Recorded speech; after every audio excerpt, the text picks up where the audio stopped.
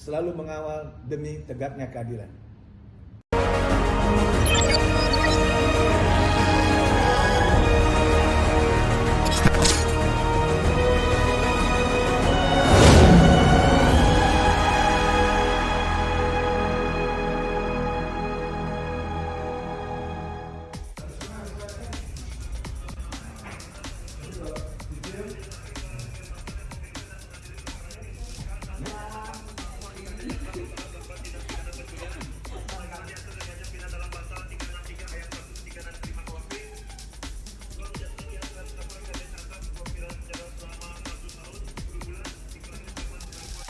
Horas, salam profesi advokat.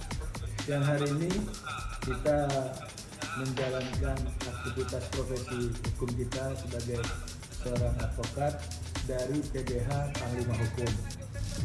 Dan hari ini agendanya terkait pemeriksaan saksi terdakwa, keterangan terdakwa 1 dan terdakwa 2, di mana kita harapkan nanti pada saat pemeriksaan ini bisa berjalan maksimal dan kita juga bisa menggali daripada klien kita yaitu terdakwa 2 bahwa terdakwa 2 ini tidak pernah ikut membantu atau berperan memberikan fasilitas dan seterusnya sehingga terjadinya diduga pencabulan atau pemerkosaan atau apa yang didakwakan oleh pihak jaksa penuntut umum.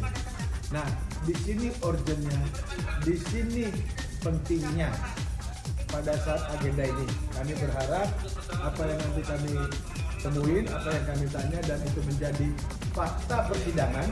Mudah-mudahan hakim majelis pimpinan sidang kali ini bisa melihat secara jernih permasalahan ini sehingga nanti putusannya pun betul-betul berharap yaitu keadilan, bahwa tidak ada seorang pun apabila dia tidak melakukan niat perbuatan pidana maka tidak ada satu pasal pun yang bisa menjerat dia ke dalam hukuman. Nah, ini dia di mana sampai akhir persidangan ini pertama kita sudah mengajukan pledoi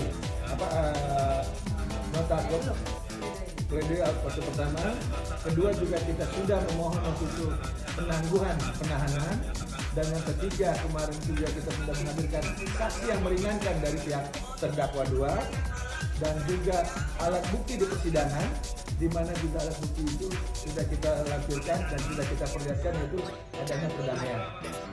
Nah,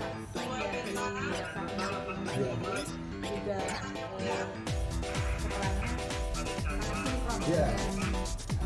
Kejadian bahwa tidak ada inisiatif kita itu membantu terdakwa untuk melakukan ya, jadi di sini harus betul-betul kelihatan ya. Jadi sangat benar-benar sinkron, benar-benar meringankan pernyataan dari saksi dari Ya. Nah, ikutin nanti bagaimana kita dalam hal persidangan yang akan digelar ini, cuman kita masih menunggu, belum tahu jam berapanya. Nah, kebetulan juga kita bisa kasih lihat juga jam kita bagusan gitu. Oke, salam dari PDH Panglima Hukum.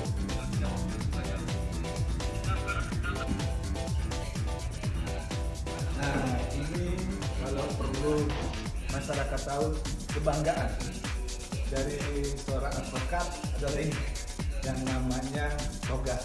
Bukan togar, togar nama saya. Tapi kalau ini namanya toga. Dengan ini kita dengan menggunakan ini maka kita sudah menjadi seorang advokat yang menjunjung tinggi yaitu profesional nobile sebagai seorang profesi advokat. Dan karena kita adalah seorang advokat yang bekerja berdasarkan surat kuasa, jadi apapun nanti di dalam persidangan itu perkataan kita itu akan menjadi mendapatkan perlindungan yaitu hak imunitas. Ini dia. Makanya bangga menjadi seorang advokat. Ya, bagi di luar sana seorang advokat itu sekarang profesi yang menggiurkan. Bukan lagi zaman dulu orang tua bertanya mau jadi apa nak? Paling jawaban dia dokter atau asisten. Kalau sekarang jangan. Anak saya kalau saya tanya mau jadi apa nak? Mau jadi kayak papa, kayak ayah, yaitu seorang advokat. Yuk, ikuti nanti kita sidang ya.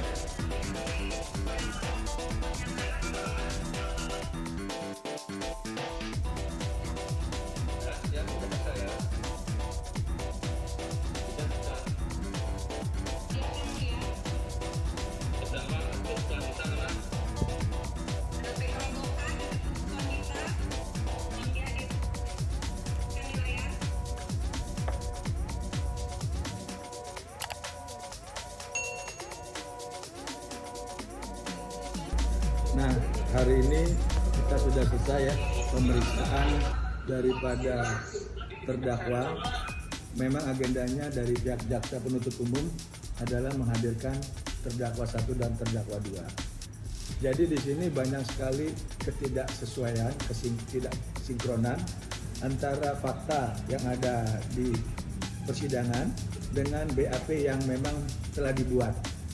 Bisa kita ulas di sini bahwa 1, di dalam persidangan pas kita tanyakan tadi bahwa terdakwa 1 mengakui bahwa dia melakukan intervensi, tekanan dan menyuruh agar terdakwa 2 mengikuti apa maunya daripada terdakwa 1, sehingga diharapkan terdakwa 1 itu bisa mengajak terdakwa 2 yang dalam notabene itu adalah istrinya bisa sama-sama masuk di dalam penjara.